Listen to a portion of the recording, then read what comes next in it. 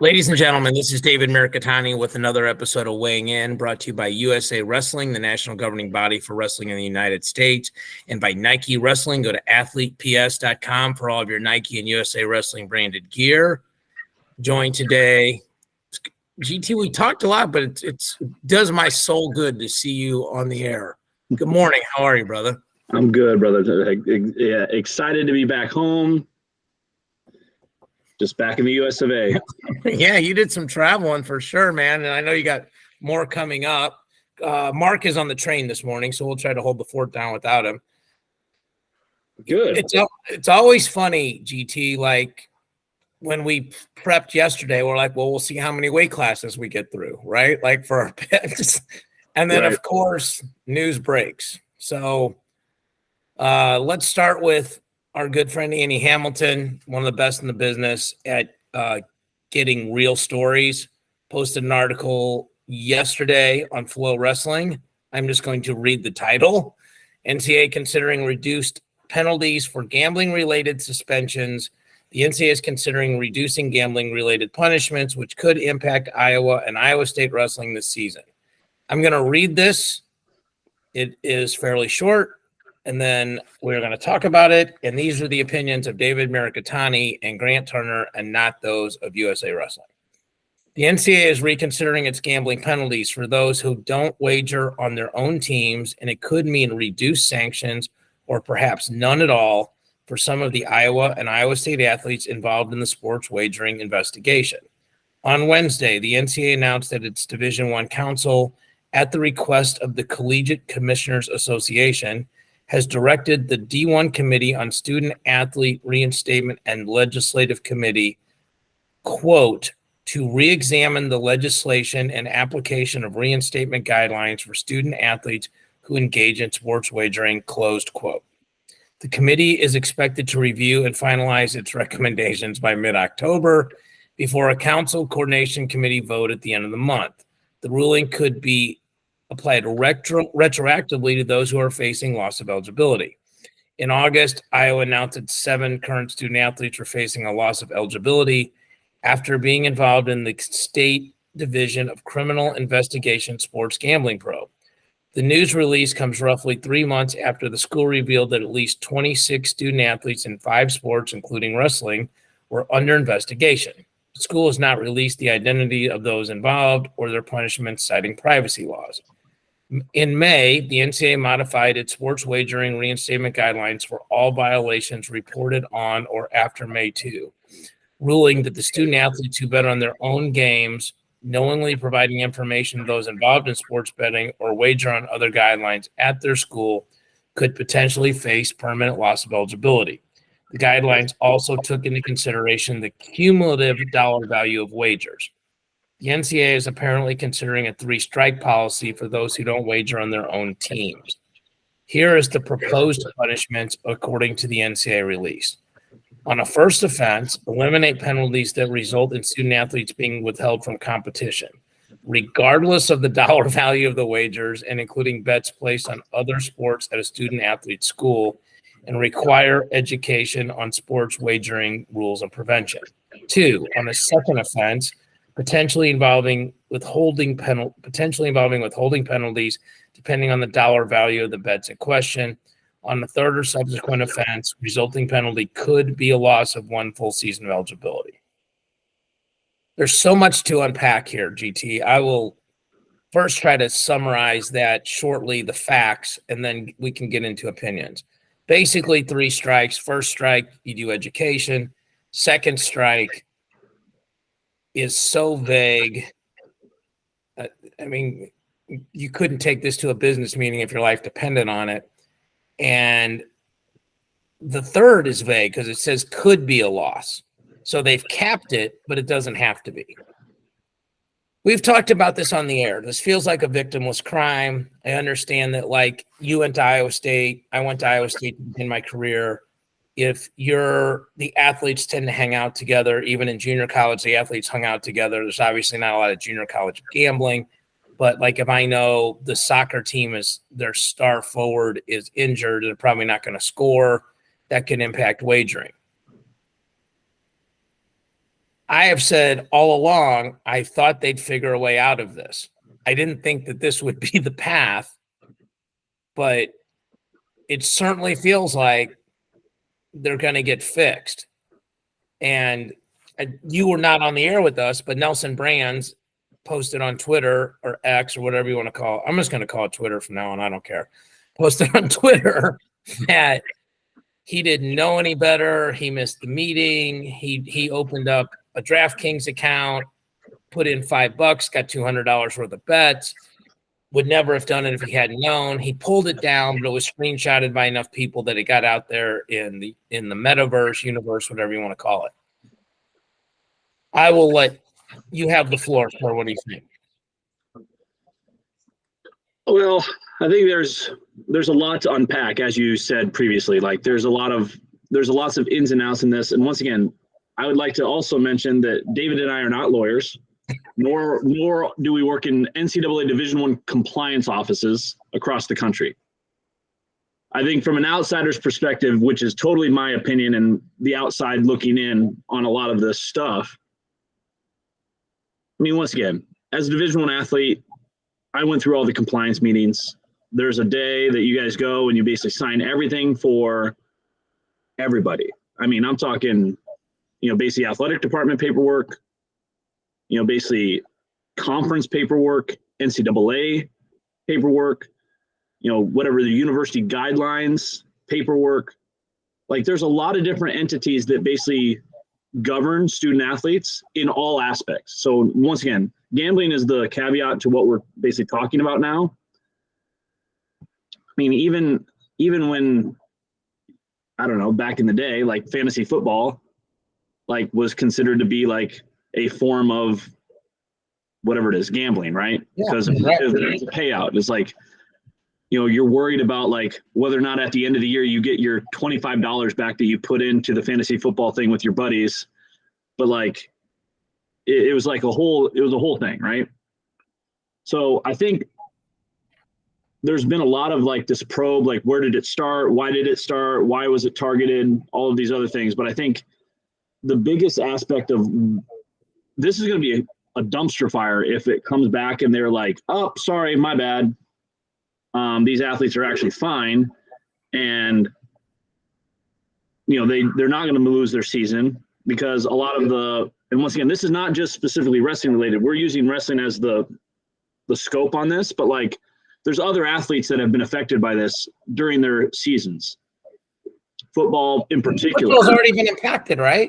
Right. So there's guys that have like missed out on opportunities. And once again, I don't know if there's a volleyball aspect or women's soccer aspect or any of the other, like maybe like field hockey or something like that that's in the fall. But it's going to be really hard for them to put the cat back into the bag on some of this stuff. The toothpaste is out of the tube. Yes. Yeah. Which I think there's been a lot of people kind of asleep at the wheel here, like, and maybe moved faster than what they should have done. But it's, I don't know. I don't know what the end repercussion will be for the athletes, if they'll be able to compete or not. Once again, what's the policies moving forward? Is it okay to bet on college? Is it not to bet up, and once again, we're only talking about this in the state of Iowa. I haven't heard of any other gambling probes for underage gambling outside of the state of Iowa with enforcement with the NCAA. Now, once again, I could be completely ignorant to the fact that something could be going on in Florida or something. I just don't know. Yeah. Well, Florida's a great example because we don't have Division I collegiate wrestling in Florida, right? But they certainly have Division I football in Florida at a very high level, right? Multiple teams there, Florida, Florida State, Miami, 3 that just come off the top of the head. Central Florida has been really good in recent years, made, the last 6 bowl games, that kind of thing. I always like talking to guys like you because you get these different angles, right? So you mentioned all of the process you went through. And I can imagine being a 19 to 22-year-old going through all that. And you're just like, all right, what do I need to sign? Like, you're trying to peek at your phone, even though you're not allowed to, like it's whatever. You're doing anything in the world, but really paying attention because we just sort of all have selective ADD about stuff we don't care about. And you need to care about that stuff because it matters. It impacts your eligibility, which impacts your life because it changes something that you love to do. The one thing that's consistent in all this, we all love wrestling, right? Right. At different parts of our lives. But we still love it. Like at your age, you still love it. At my age, I still love it. And when we were 19, we loved it. It's so convoluted. It's kind of like marijuana laws. Like, people are in jail for stuff now that's totally legal because we just changed the law. We're just like, that's not wrong now, right? And if you were in jail for that, you'd be like, okay, do I get out now? Like there's actually an argument for that, right? Like when we get into the rankings, you and me were talking off air about 125 because we got to get you caught up. Okay, well, this guy wrestled, had an undefeated season, but was kind of a sitting, wasn't a red shirt, but was a backup. Like, I just thought and then the other thing you mentioned, which is super pertinent to this, is this was an underage gambling investigation. This was not really, are you 21 and gambling legally, but maybe with inside information, to use a term from my industry, right? And that's what this turned into, right? And the NCAA doesn't really want to deal with this. Like, this was not their investigation. This was the state of Iowa's investigation about underage gambling. It's almost like, okay, like in every house, like one parent's more the disciplinarian, right? Like in my house, and you've met them both, you wouldn't be surprised. It was my mom. Okay. Right. So my mom says, hey, David, you missed curfew, whatever, right? And she goes to my dad, what should we do about it? My dad doesn't care if I was 5 minutes late, like, right. But they got to be a united front, and the punishment has to come from both of them. And this is what happened. Like, the political fallout of this, and I keep saying this, Iowa, you live in Iowa. And even though you graduated from Iowa State, you have a great relationship with the University of Iowa. With those people, with those coaches, not with the bricks and mortar. You have relationships with Tom, Terry, Morningstar, Telford, Daniel Dennis, whoever, and probably most of the athletes, like Marinelli, especially, because of his wife being there on staff, all these things, right? It's a victimless crime. Again, this is just my opinion. This USA Wrestling is not saying this. But it wasn't like they're gambling $1 million and literally A, swaying the lines, and B, doing life-changing money. Like, they had extra money for pizza. Like, Nelson Brands had extra money to take his girlfriend out for the weekend or something if he won. And he posted his entire account on Twitter. I think the whole thing was like he started with a total deposit of less than 200 and pulled his money out at less than 500 or 600. So it was pretty meaningless money. I mean, a lot of people go through that in a weekend. But we come back to the wrestling part of it. I was going to get all these dudes back. Nelson's going to be back. Assad's going to be back. Cassioppi's going to be back. Now, Seabrook's going to be back, but I don't know that affects their lineup. I think he was a backup this year, looking at it, because they go Woods, Voinovich, Franek, Caliendo, 41 to 65. I do appreciate them getting this out in time before we do our picks at 184 on up. That really helps us. So we don't have to caveat them. But I'm being serious. I thought all along we were going to end up at this point where Iowa had all their guys. And it's significant because if you take out Nelson Brands' points and you take out Cassioppi's points, and people will say to me, well, what about Assad's points? He'll help you win duels. He'll score a point or two at nationals. Yeah, a point or two at nationals is most likely not going to change whether they finish second or fifth. Okay? I doubt the team race is going to be that close that one pin changed whether you got a trophy or not. I'm not saying it's impossible, but the variance is way more significant than if Nelson Brands and Cassioppi don't get you top 4 or 5 finishes. That's 20-something points. That's a gigantic level change. So any other thoughts on this before we You mentioned too that we are not attorneys, which we are not. But I did speak to an attorney on this who loves wrestling, and have been talking to this guy all the way. I would shout him out, but I'm sure he would prefer that I don't. But he is a watcher and listener of the show. So, sir, I appreciate your guidance as we talk through this, so I can sound semi-intelligent on the subject. Anything else before we push on through? No. Okay, portal change. They announced they're going to tighten the portal from 52 to 45 days.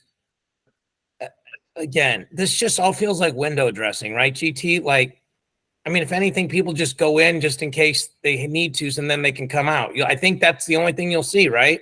Like if you and Bobby Douglas were fighting, okay, you go in, just in case. I just think that I think the portal being closed for another amount of days, there's so many different rules for that. You're just going to have to be a lot more intentional with your conversations with your previous coaches and or the other coaches that you're trying to work with. It's going to work a lot faster. So once again, the portal's still there. You're still going to have an option. It's just a tighter window. Yes, and the window does not affect when coaches leave. So when a coach leaves, that opens the window for those kids at the previous school. That's a pretty good segue. By the way, folks, go check out Matt Chat. I had Joe Dubuque on talking about being the new coach at Princeton. And we talked about the 6 degrees of separation of him and Esposito, that him and Espo are New Jersey buddies. I think they're 1 year apart in school. And that Espo taking the USA Dub developmental job was the first domino that led to him getting the Princeton job. So it's just interesting. So, all right. So primarily college topics today. We are well aware that U23s are coming up. We will probably dedicate pretty much at least a half a show to that on the front end and back end, prep and preview and review. Let me try to sound like an official podcaster, play-by-play guy, with preview and review. So we'll try to make sure we cover all that, but primarily college today. So GT, last week we did doing it a little different this year. The purpose of this is of us picking our top 8 is we can see where our team picks are from those top 8 points. Obviously, it doesn't include I live in Missouri. Let's say I think Noah Certain isn't on the podium, but it's going to finish 9 through 16. He'll score points. And we can, supplement those, but we can at least see where our team picks are based on 80 guys. So to review, last week, Mark and I picked 125. Mark went Richie Figueroa, Matt Ramos, Pat McKee, Drake Ayala, Anthony Noto, Eric Barnett, Dean Peterson, Jacob Camacho. I went Figueroa, Ramos, Camacho, Ayala, Barnett, McKee, and Tresca, who he left out, and Noto. And I think I have Ventresca in, he has Peterson in. Those are the differences. So do you want to get your 125 picks in, and then we will get to 133 and probably 141? Yeah, so I had Ramos, Noto, McKee, Figs, Barnett, Ayala. I gotta copy these in. Ramos first. Good heavens. What? All right. No particular order, by the way. Oh. Or are we supposed to pick order? We're picking order because that's going to affect the team points. You gotta be kidding me. I'm sorry. All right, so here's where we're gonna go. We're gonna go. Folks, that was the most genuine reaction. Sorry, man. Hold on. Let's go. October 5th. We're determining the team race at the first 3 weights. I know, man, but it's actually good. People will argue about it. People will tell us what we're right or wrong about. We got to get it in. Okay, fair enough. All right, so I'm going to go Ramos. Okay. Noto. Okay. Pat McKee.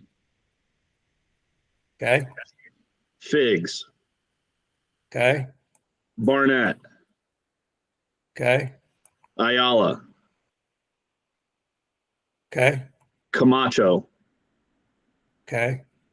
Ventresca. All right. I missed 5th and 7th trying to copy really fast. You had Barnett at 5, right? Yep. And who'd you have at 7? I had 7 was Camacho. Okay. All right. So in fairness of equal time, walk me through. So here's it's always interesting to look at the differences, right? So you have Ramos winning it. You have Figs not making the finals, which is different from us. And you have Noto making the finals. Those 3 things are pretty significant differences. Walk me through each of those. First of all, there's certainly good reasons for all these. Why Ramos is the champ? I think his ability within the Big Ten, if you look at the top 15 guys, the bottom like 8 through 15 or 8 through 10 or 8 through 15, a lot of Big Ten guys. But everybody that's kind of in that 2, 3, 4 are all spread out. So I think that like it gives him a little bit more of a bubble to like protect himself a little bit more. Just in his regular season conference standings. And once again, you guys follow it. The Big Ten does very well at the NCAA tournament. Big Ten is also one of the biggest power conferences in the sport of wrestling. I think that like if he does really well through the Big Ten schedule, he's going to be just fine. Yeah. Okay.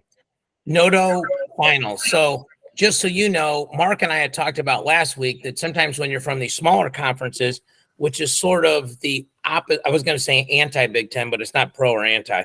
It's opposite Big Ten argument is you may not hit a lot of these guys. But what's crazy is at Journeyman in November, Lockhaven's supposed to wrestle freaking Arizona State. So if he hits Figs, and then Figs will obviously, assuming no injuries, nobody sitting out, Figs will be at Cliff Keen, Las Vegas, CKLV tournament.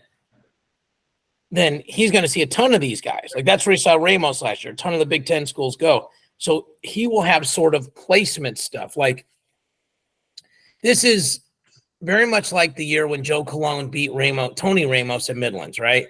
Like, okay, now if Tony Ramos wins the Big Ten, he's ahead of him and vice versa. So I assume you think Noto has a very good chance of either running the table or being very close to running the table during the regular season. Yeah. I mean, once again, I think that based off of these are kind of the outside conferences, I would say mid-majors versus the power conferences is kind of how I've described those other things is the mid-majors. If you run the table and you play a good amount of like, go to maybe some big tournaments, have some big wins, you're in a good driver's seat to keep your seed for a long time. But once again, I don't think anybody's like running away from anybody, but like he'll be starting the season probably at 2. He goes out and gets some big wins. Maybe he beats Figs. And once again, if he has a high level loss, it's not really going to affect him all that much. Right. Unless he goes and loses to somebody within his own division, like in a bad loss or like a bad weight cut or something like that, then you have that, bad loss out there for yourself. But I think that that's a really good scenario for him. And that's why I kind of have him making finals is that he's going to get probably a pretty dang good seed.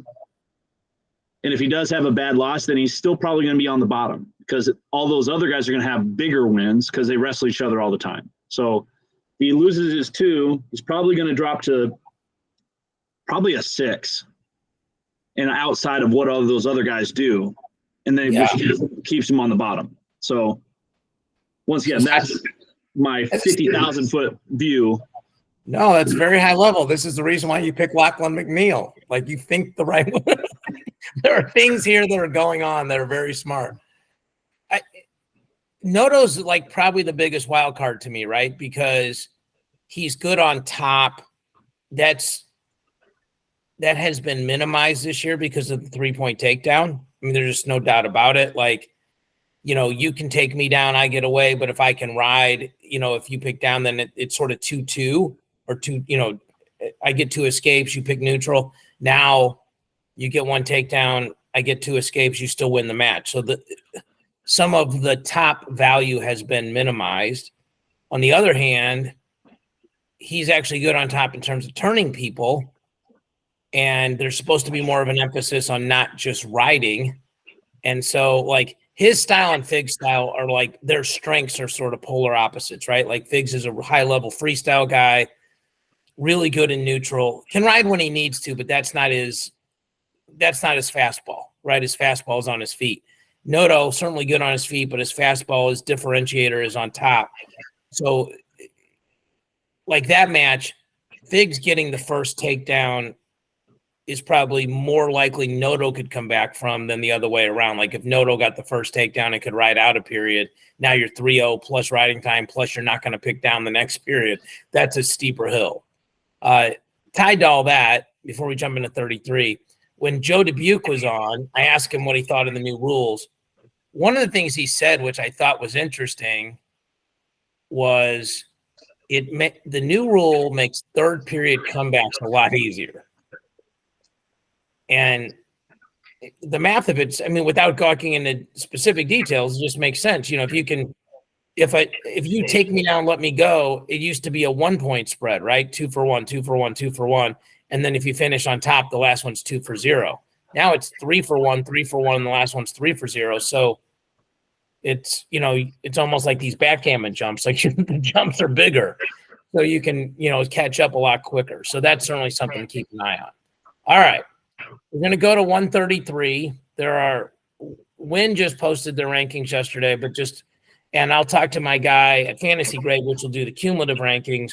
But here are the rankings from Flo and Intermat at 133. So here's Flo: Vito, Fix, Nagao, Latona, Arini, McGonigal, Bird, Buzakis, Kolioko, Cannon, Teskey, Palmer, Zaccone, Oakley, Klebo, Phipps, Rini, Garrett Grice, who went from Virginia to Iowa State, which is interesting because they had a couple guys there. Schauber and Ferretti, those are the top 20.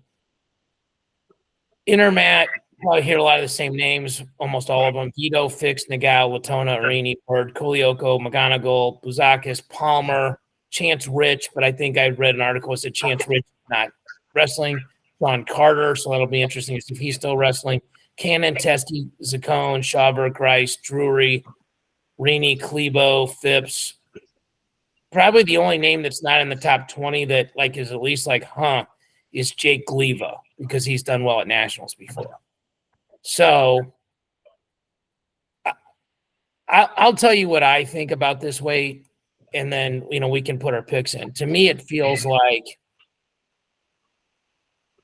I know Flo does this. It feels like there's some tiers here, right? Like I feel like the finals, I would guess 7 out of 10 times are going to be Vito and Fix. Like if they wrestle this tournament 10 times, that's what I think will be in the finals.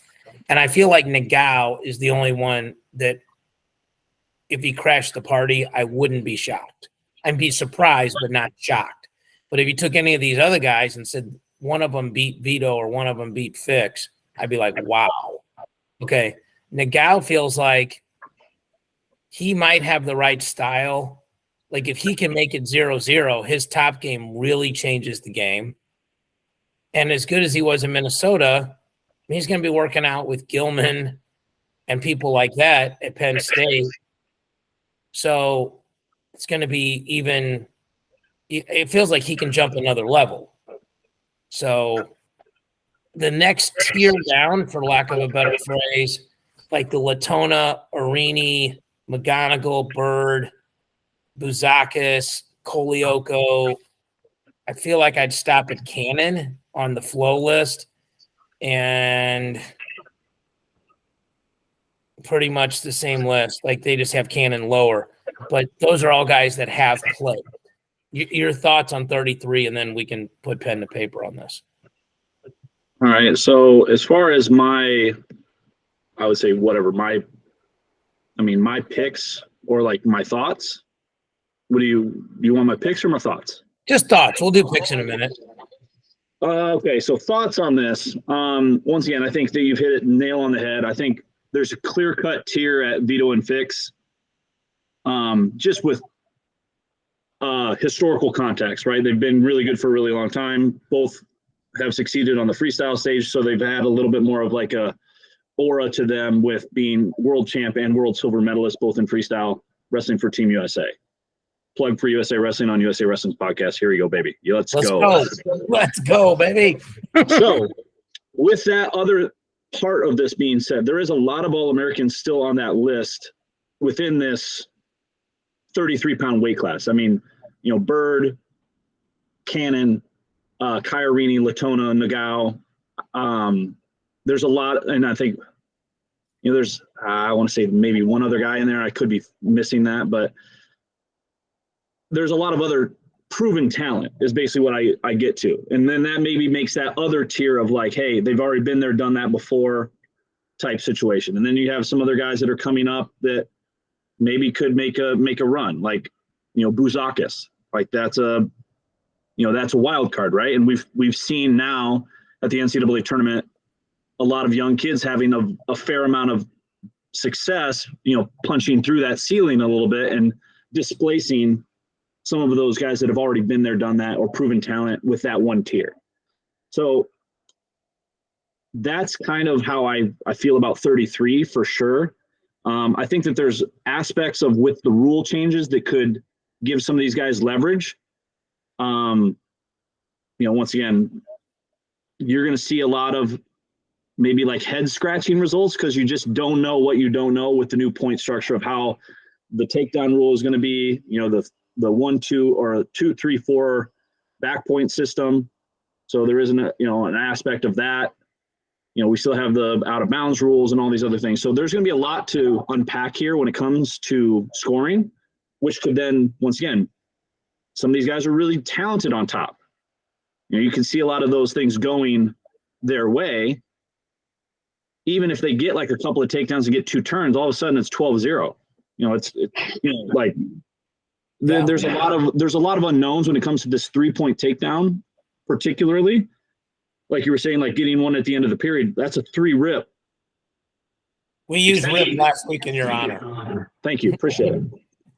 So, I mean, once again, if Nagao gets a couple of takedowns in the first, all of a sudden it's 6-1. He gets on top, gets 1 or 2 turns, quick turns, even if it's 2-2 or 3-3. That match is out of reach, boys. Yeah, for sure. But anyways, that's my thoughts on 33. And you mentioned the USA Wrestling aspect to it. So there's the experience, proven level part, and then there's a very practical part of it. So we talked about this.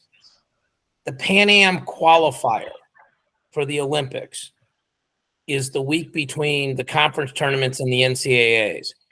Technically, Dayton and Vito can try to challenge for that spot along with Gilman for the Zane Richards 57 kilo spot. Practically, it does not seem like they would do that, because they'd have to get down to 57. I'm assuming that's a scratch weight event. So, I mean, my personal thought on that is like, you're sending either Zane or Thomas.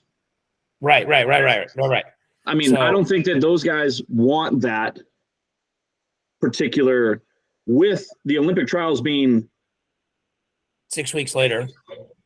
Not even. Yeah, it's like something like that. Yeah, it's close, but it's like, do you really want to go make scratch in a month, and then have all the pressure of 1, qualifying the weight class, 2, like also then you're screwing your body up, right? Like then you have to come in super light to the conference tournament, make that, and then bounce up, for a Thursday weigh-in. And most teams arrive on Tuesdays. Like you come back from Central America, show up when you're, just switch suitcases and go. So, but we're putting it out there because theoretically that's there. And we need to explain that could happen. I think practically it's a 99% chance we send Gilman or Zane. Zane Richards at 57, not Zane Rutherford, just because we have 2 Zanes. So, and the other thing you mentioned, Buzak, so I watched the Vito final match where they had the split screen with Mike Ray, Yanni, Bill Zadek in the background. And one of the things Mike Ray said right afterwards, a pure reactionary sentence was, my guy is jumping levels. Okay. And so I think these USA wrestling tournaments give these, you certainly argue it's the other way. Okay. Like Vito, you won nationals. Now you believe you can go be a world champion, which I'm sure did have some effect. I mean, Vito always said in the press conferences, like based on his dad's background, it was more important to be a world champion, successful internationally, than to be an NCAA champion, based on literally his dad was an Olympic medalist, wrestled, he's wrestled for a different country, all that sort of thing. So there were no NCAAs where they were. Julian Klebo is another one that's interesting to me. GT, Arizona State guy, has kind of waited behind McKee, is living a really good lifestyle right now, talking to those guys, and he'll be at the U23s. And he had some wins over guys to make the team that might have done more in college so far. People that know that guy's potential coming out and how good Michael McGee was, that guy dang near beat RBY and then did beat Dayton Fix. So, some levels to that as well. All right. So we'll do 33. You want to pick first? Or you want me to? I can go first. You're going to go first? Yep. All right. Hold on. The floor is yours, sir. Go ahead. Champion at 133 pounds, Dayton Fix. Okay. Runner-up, Vito Arujau. Okay. Third place, Nagao. Fourth, Sam Latona. Yep. Fifth place, Lucas Bird. Yep. Sixth place, Kairini. Okay. Seventh, Nick Bouzakis. Okay. And last and final All-American, Cannon. Okay. I got to add schools real quick. So I don't think a lot of surprises here. Fix over Vito. I think, I've had that for like the past 3 years. So just once again, I'm sticking with it. Let it run, brother. Let it run. Yeah. So yeah, you got to be consistent, right? If you, no, it's okay. Never mind. So, one of the things I did see that I think was really interesting, and team rankings are just a result of the individual rankings. Ohio State is fairly low. Like they're like 13th, 14th after a team that was trophy last year. And a big chunk of it is Sasso, right? Like he would have been ranked, I don't know what he would have been at 57, but I certainly think he'd have been top 3, being out. And I'm guessing he's going to be out for the whole year. I don't know that anybody knows that yet. But they wrestled really well at nationals, right? Like they had guys that flipped losses to wins, all those kind of things. So I feel like when we get to those, we'll talk about, hey, like we see this team doing better, but we've never done it this way before, and I'm just interested in doing it to see like kind of how it turns out. Cannon, I think, is something like if he medals, then that really helps Michigan as they went in the portal and got somebody that made a big change. So let me go through and I'll make my picks. I'm gonna go Vito first. Got to beat the champ to be the champ. Dayton second. Would not be shocked if he won. Such a nice human being. Would love to see him finish on top. I think Nagao clearly third with upside potential, even though you're talking about 2 guys, a world champion and runner-up. I like Latona fourth. I mean, he did have the win over Vito last year, so I think, like, I see that. I'm going to go Bouzakis fifth. I think, Ohio State had good results here last year with Mendez.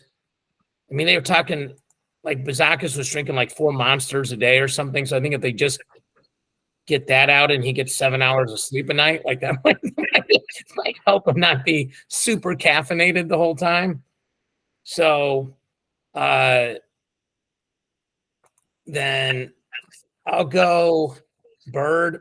Bird's kind of tricky good, right? Like He has some interesting wins and losses during the year, but he always seems to wrestle well at nationals. And I'll go Kai, St. Louis guy, 7th. And I do like Cannon 8th. I do. That makes sense to me. So, I mean, those guys will be rejuvenated. I think they'll have Ragusin to work out with, Misic, a bunch of those kind of guys. You know, good energy in terms of team race. Michigan feels like they can be in it. So it's and I guess to me, the guys knocking on the door would be Connor McGonigal, Kolioko, Teskey. I think Klebo will be round of 12. You know what? I'm going to pick Klebo 8th. I'm going to do that. I'm going to do that.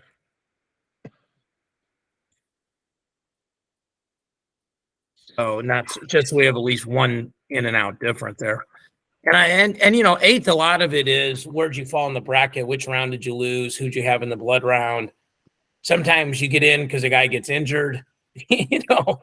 So like maybe I've lost you 3 times that year, but like you got hurt in the quarterfinals, and you know, I sneak into that 8th place match just because you couldn't wrestle. So, right. You know, there's a ton of unpredictability, especially on the backside. You know, and I think anybody who's ever coached or wrestled, you know, we talk about how stuff on the back, guys wrestle differently when they think they can take first versus when they think the best they can take is third. So I don't know that I want to get into 141 GT. We got like 11 minutes left. So I think we'll just cut it a little bit early this week. And then next week we'll try to get 41, 49 in for sure. Try to get all this stuff done by the beginning of the season, of the folk style season.